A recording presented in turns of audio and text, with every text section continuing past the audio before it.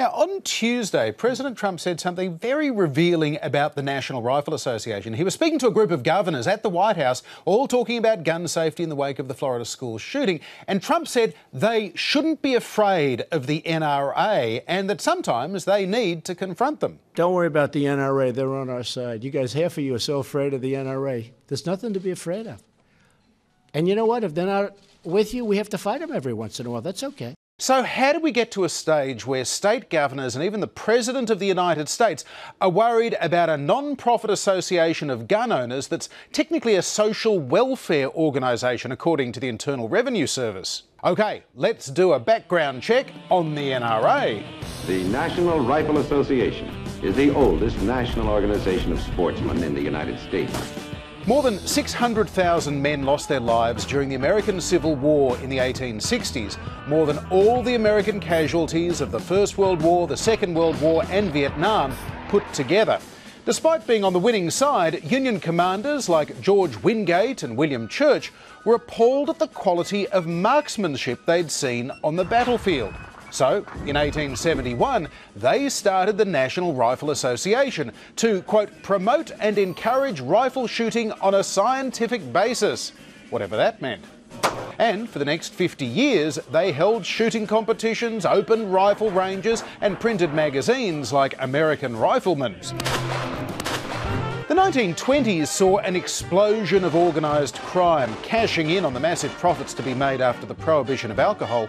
Gangsters like Scarface Al Capone, armed to the teeth with Thompson submachine guns, ran amok. The public was captivated and appalled. Mr. Speaker, I have here a bill for the registration of firearms. In 1934, President Franklin Roosevelt passed the first federal gun control laws. It included a $200 tax on machine guns and shotguns. 4 years later, FDR went further, licensing dealers and banning gun sales to people indicted or convicted of violent crimes. The NRA wasn't happy. They sent out some pamphlets to members, but they didn't get involved in lobbying lawmakers. 30 years later, America was again being roiled by violence, drug crime, civil rights and anti-war protests, targeting a president, John F. Kennedy, Dr. Martin Luther King and Senator Robert Kennedy. Senator Kennedy has been shot. Is that possible? No! President Johnson proposed the Gun Control Act of 1968. But this time, the National Rifle Association said it went too far. 200 million guns did not strike down Senator Kennedy. Only one did. The NRA was determined to defend what it saw as gun rights enshrined in the Constitution, the Second Amendment saying the right to bear arms shall not be infringed. They thought it was being infringed. LBJ wanted all gun owners to be licensed and all guns to be registered, but the NRA and its members made calls, sent telegrams and lobbied Congress hard. In the end, the bill was watered right down. Johnson lamented the voices that blocked these safeguards were not the voices of an aroused nation, they were the voices of a powerful lobby, a gun lobby, that has prevailed for the moment in an election year. From my cold, dead hands. But it wasn't just for a moment and not just in an election year. The NRA has proven very effective since then in limiting further gun control laws, despite more attempted assassinations and increasingly deadly mass shootings. Last year, the NRA spent $5 million lobbying politicians and in 2016, over $50 million supporting pro-gun candidates and attacking their rivals. $10 million went to Donald Trump and $20 million more was spent against Hillary Clinton. Don't let Hillary leave you protected with nothing but a phone.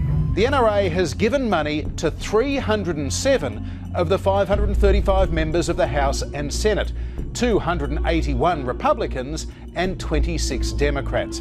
Only 6 sitting Republicans haven't taken money from the NRA. It has come at a total cost of $66 million. But now, in the Trump era, the NRA is honing their message to attack the very elites they've been bankrolling. These elites threaten our very survival.